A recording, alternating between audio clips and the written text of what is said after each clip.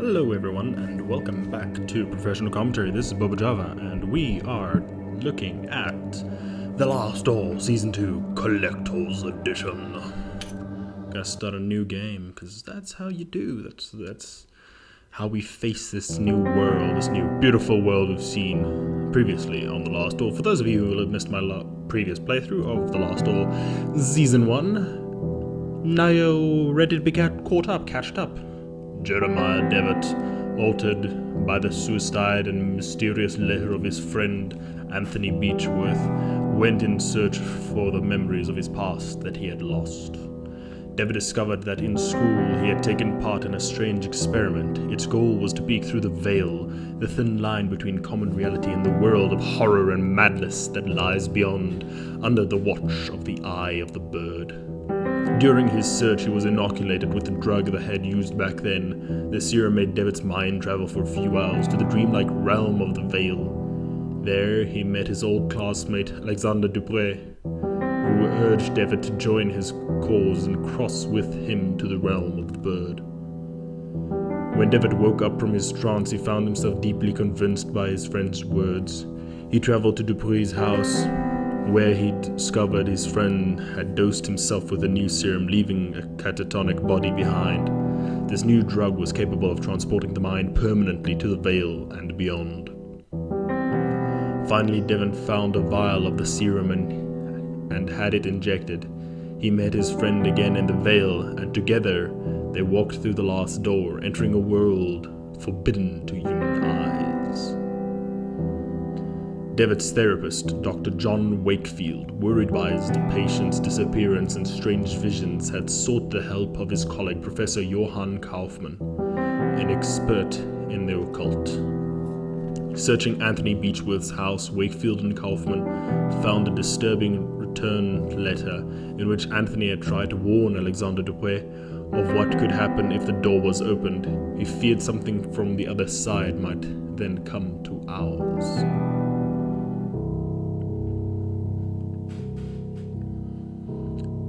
They're coming.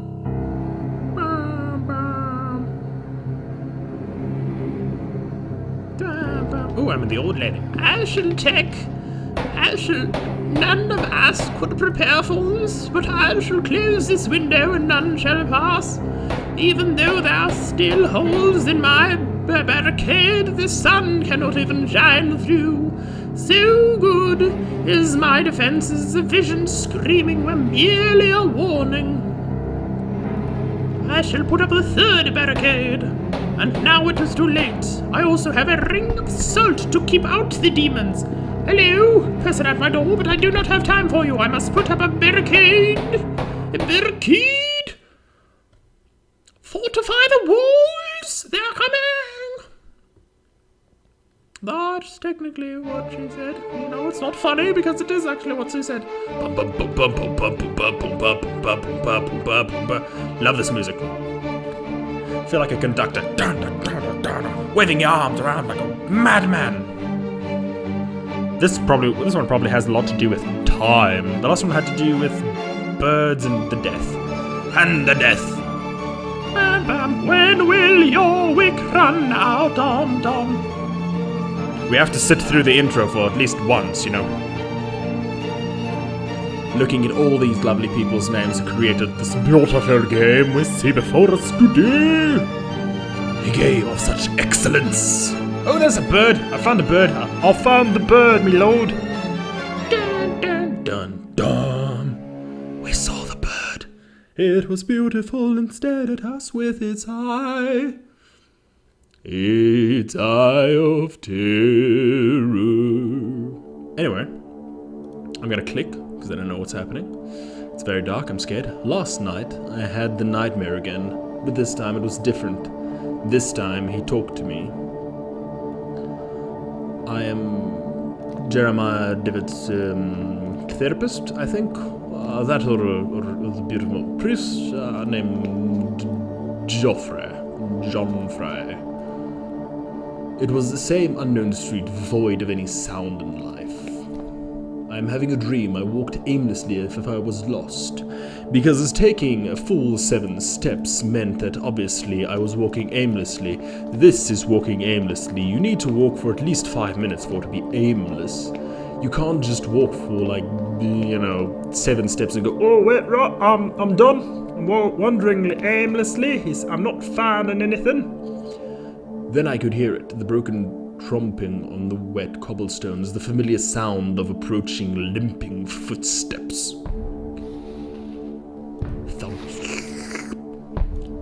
Alright then, come on then. Put up your dukes. Right, come on then. Bring it. Let's have a duke out. Then, as before, he stood in front of me, gazing unrelentlessly like he was expecting something. Oh, are you there? Got a pen? Got a pens? Yeah, I'm Paul, Look at my bedraggled clothing. This time he spoke. Give me back what he took. Nothing else. Give me back what he took. I can't give you your leg. Your leg's all fucked. All kinds of buggered. No, I have fallen asleep again. What time is it? It's the morning at least. It's at least 12 past some hour in the morning. Dawn already. It is time. Now what shall I look at? Apparently nothing, because I can't use my mouse and cursor to point at things, and then magically my feet will take me to that place. Even your horse looks depressed. It has a rat nose. It was several months since Kaufman and I had found the mysterious letter in Anthony Beechworth's house, a letter never sent with a cryptic warning of what would happen if a certain door were opened. It bore only the name of the addressee, Alexander Dupree. We felt sure that Dupree was key to finding my patient and friend, Jeremiah Devitt, who had disappeared in such strange circumstances, troubled by the death of his friend Anthony. Devitt had visited the school of his childhood and had never been seen again. Kaufman soon conveyed to me his deep concerns and warned that I should conduct any investigations with the utmost discretion. He pursued his own research. Though his thoughts and methods remained a secret, in his letter he requested that I visit East Hill Lunatic Asylum in London. Sorry, my screen's a bit wanky, so I can't read the bottom few pixels. There were reasons to believe that Alexander had been institutionalized there for many years. I was asked to confirm his hypothesis and, if it proved correct, to gather whatever other information might arise.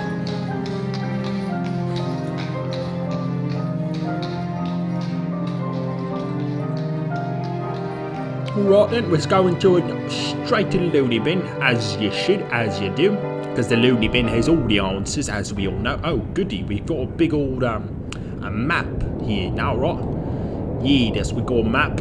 We're going to East Hill, that's where we're going. East Hill is obviously in the east, probably on a hill. Season 2, episode 1, the playwright, yeah. Alright, no? Right, so this is East Hill Lunatic Asylum. Apparently, also I can't read still. Ladies and gentlemen, don't miss something. I missed it. Asylum, I hope. Sea monster found in St. Ives. I hope I can find information on Alexander Dupree here. News on the case of the dead ambassador. Let us speak to this strange... Canada elects a new Prime Minister, named Tim. Good morning. I would like to purchase a newspaper, even though I am broke. Good morning, boy. Will you give me a newspaper? I won't give you one. It was 6p. You pay for it and then I'll give it to you. It's actually 3p, but I've got a family to feed, right? This is old-timey London, I've got 3 kids. I've got mouths to feed. I'm afraid I don't have 6p. Even though I am such a highly refined gentleman and a psychiatrist, I have absolutely no money. Can you make a change for a shilling? I'm sorry I can't, sir, but I'll take your shilling nonetheless. But you know where to find me when you have the coins. I would like to purchase a newspaper. What can you tell me about this building? Sorry, child, let me quickly run through my possible thoughts that I could have in this situation upon which I meet you. What can you tell me about this building? Which building? The one behind you. The asylum? I've never been inside and I hope I never will. It's full of crazies, you know, the loonies. Loony bin is also, that's what it's called, yeah? They shock the people, that fixes them. You know?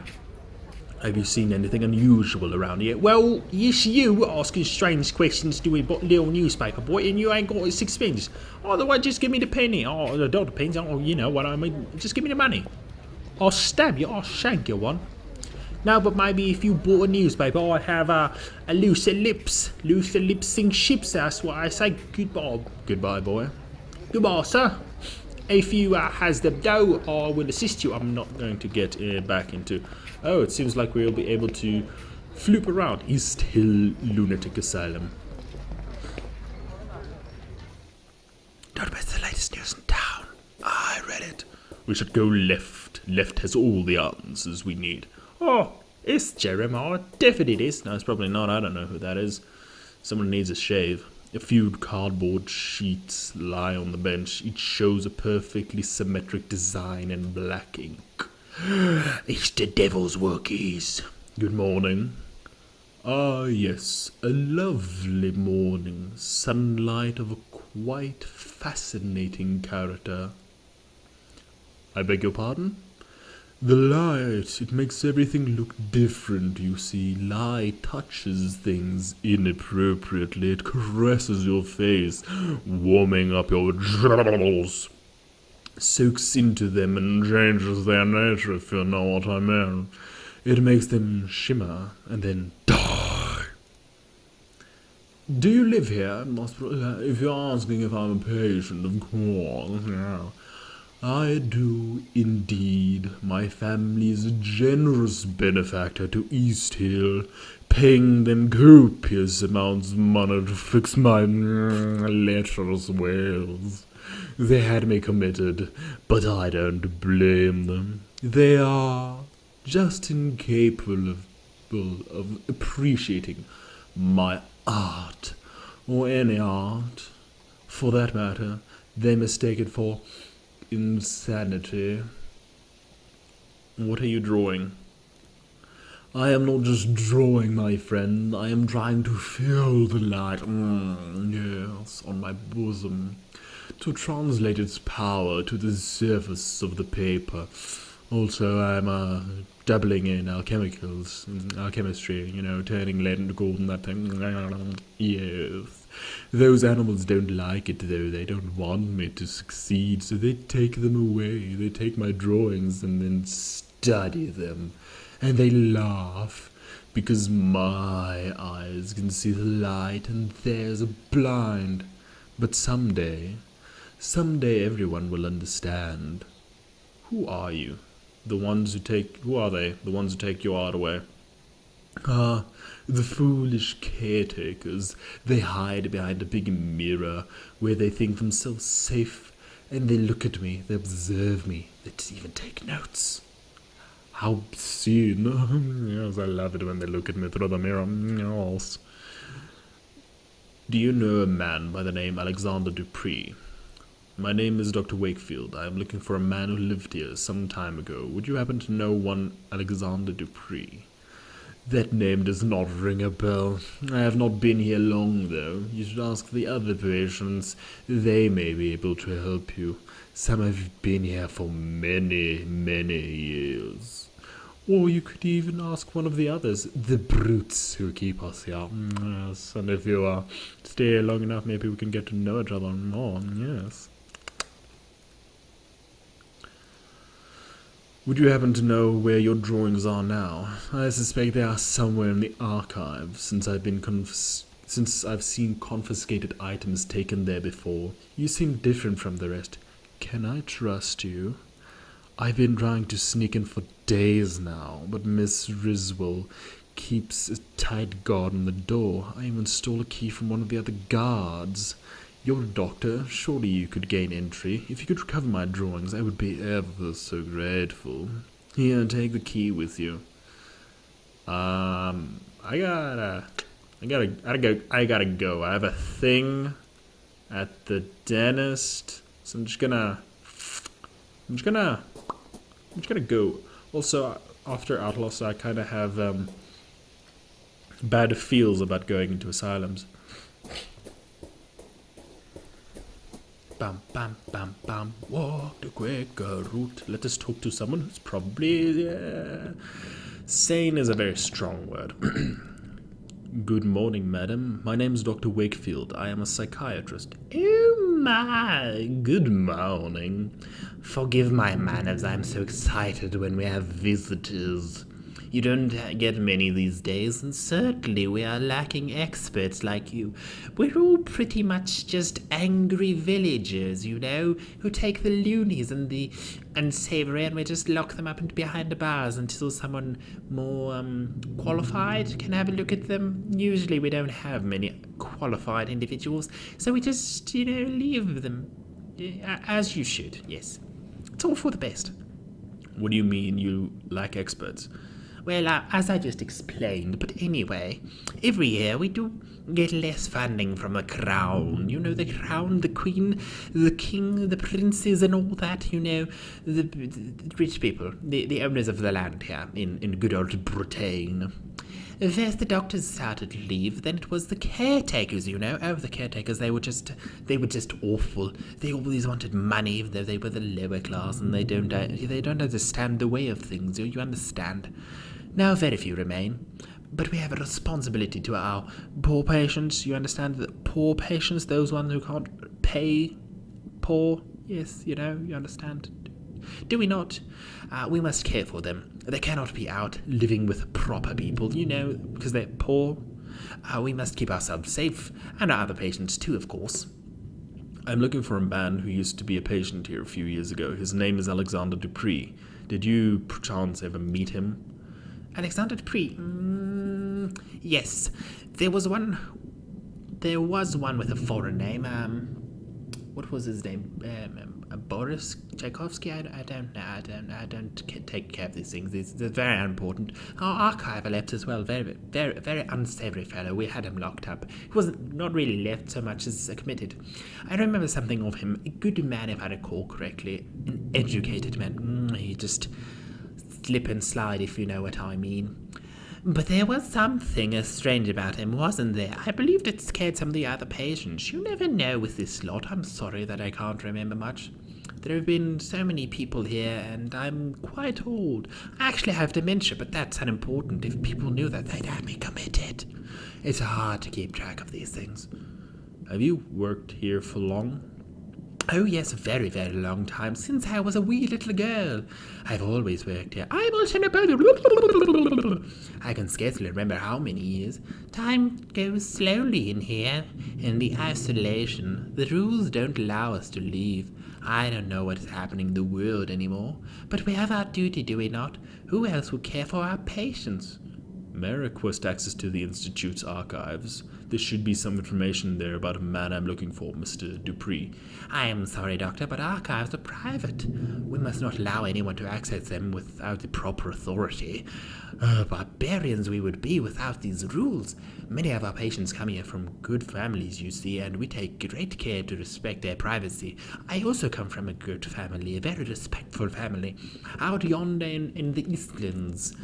But do not look so crestfallen. You would not find much in any case. It is a long time since we have been organized. Yep, she's definitely a patient. I'll just walk past her. I'm sorry, sir, the archive is off limit. You will find out the truth about me.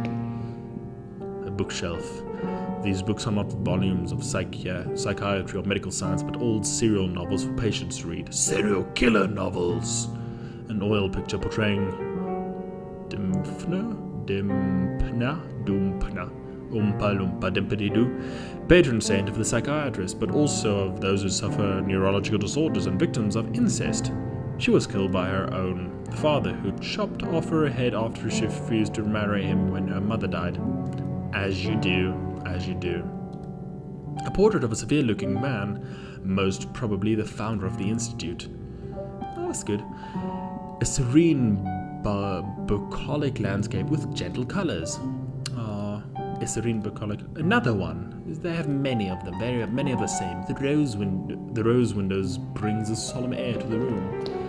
Because we need more solemn here. You know, if the patients really feel like they're committed into an insane asylum, that's really what we need. This must be the recreational wing where patients relax and pass the time. Perhaps here I can find someone who met Alexander Dupree while he was institutionalized. It's definitely Napoleon. Definitely Napoleon will know, and Elizabeth I. Or the butler, Jeeves here. One of them will know literally all the answers. A variety of old-fashioned landscapes that portray nature as tame and welcoming.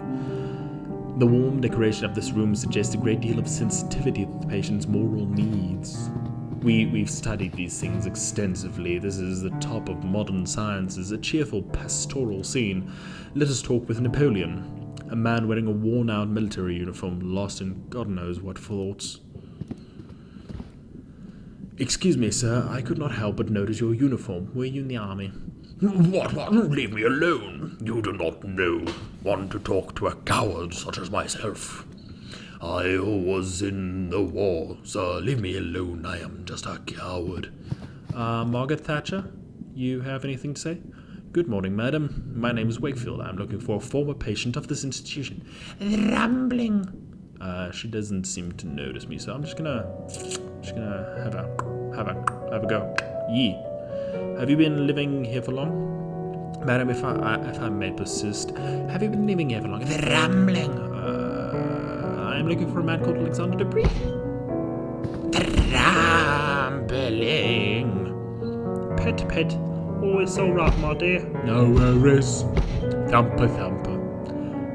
What a strong reaction upon hearing Mr. Dupree's name. I must say his name out loud so that she can react more and I can study this. Then I will induce electrotherapy. This will definitely cure her. Otherwise we shall have a lobotomize and that will definitely fix all this. She must have at least met him. How can I get her to talk to me? Electrotherapy or lobotomizer. That's really the only options we have. Good morning, I am a psychiatrist, Dr. Wakefield. Quite an impressive institution you have here. Can I ask you for your assistance? I'm looking for a former patient of this institution. His name is Dupree. I am sorry, sir. I have never heard that name before. Maybe I could ask one of your senior colleagues. You know someone about maybe someone knows about the former patient? Well, you could ask Mr. Riswell in the entrance hall. She has been here for years, maybe far too long. You know, we caretakers live here with the patients and we are not allowed to leave the asylum's premises. We're not really caretakers, we're just crazy people who think we're caretakers. That's really all there is. There's not really any actual medical individuals here, professionals. This life can get to you if you don't take proper care. I try to keep as much distance as possible from the lunatics. Lunatics, such a funny word. Also, may I gouge out your eyes? There are not many patients for an asylum of this size. Asylum's quite big, but I can't help noticing there aren't many patients around. Well, apart from those in the isolation ward, and there are quite a bit in the isolation ward, let me tell you, at least last time I looked. I haven't really been down there in a few weeks. I wonder if they're okay. Shit, I was supposed to feed them, wasn't I? It is true that there are not many patients at present, probably anymore, but there are even fewer of us caretakers now. I probably should have fed the caretakers. I should probably do my job. We are only 3 for the whole hospital. Good thing most everybody's dead now. For what I've been told, in the old times the income was enough to provide for everything we needed. A complete staff, proper accommodation for the patients, and the best doctors. But as the newer, bigger regional asylums were built, the ground support was gradually withdrawn from East Hill. Soon everyone started leaving, and this is what remains. Crazy folks. I'll leave you to your work, just in case I'll just mosey on. I'll just go. Yeah. Let's go talk to some crazy people. Ooh, it's a big glass pane. An unusually large mirror. Looks like a therapy log. Edward Roan, 27, acute dementia, September 25th, 1891. Mr. Roan's condition has degenerated since the last session. He is restless as if the morphine has no effect on him. For the last week he has been obsessive troubled for reasons unknown. The patient's dosing has been doubled to no effect. Dr. Whittle has been attacked and bitten in the face. 4 men were needed to subdue the patient. Mr. Roan, 3 markings were found in his body upon examination. Self-harm is a possible cause. Mr. Roan is getting better day by day, both physically and mentally. His habits have changed considerably. He now shows an interest in religion and spends his time murmuring prayers, albeit ones unknown to my colleagues and me. Could you stand still for the love of all that's good and holy? Let's open the window. There's a thin piece of metal holding the window open. Ah, that's probably, If you could just hold still. Dark as the room is now, I can see through the false mirror. There's a man on the other side, heavily restrained, desperately trying to free himself. He has an expression of unbearable horror on his face. Let's stare at him. Well, we has a piece of metal, we do. So Mr. Roan's just been essentially tied up there as modern science dictates. It's odd that only this window is shuttered. The curtain casts a mottled shadow over this corner of the room. Let's have a walk, shall we? A walk, Cebu. I can't open it. I can't talk to Napoleon.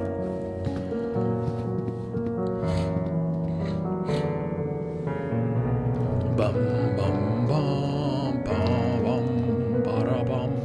Kind of want to walk to the other side, and that's probably going to do it for today. We'll just have a look around in the patient's quarters. Oop. Let's just get to the patient's quarters and we'll have a look-see. Now, let's get those papers. Please do not touch them. Blaze, and what we have is so awful. Who knows what happens to you? Been secured. Old piece of metal. Old piece of metal. Kill the other fellow. Ba-ba-da-ba-ba. Ba-ba-ba-ba-da, I'm loving it. Murder. Ba-ba-ba-ba-da, I'm loving it.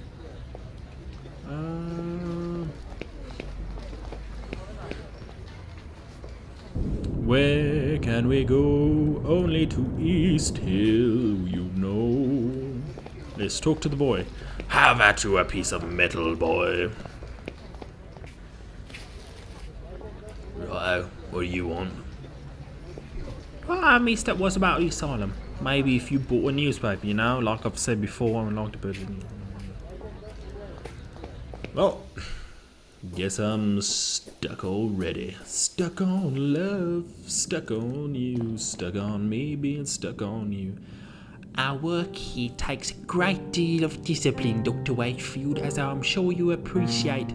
It is rewarding in itself, but I wish I had something to occupy my mind more, to help me pass the time. How that would ease my burden. I shall not bother you then. Have a piece of metal. It will fix everything. Can't I just take a book and give it to her? Apparently no. Apparently not. Maybe I should... Can I... Yeah, I cannot throw things. Well, anyway, we will solve this in the next one. Thank you all so much for watching. This has been Professional Commentary. I am BoBoJava, and I hope that you're all enjoying the series so far. I will see you all in the next one. Thank you all so much for watching. Ciao.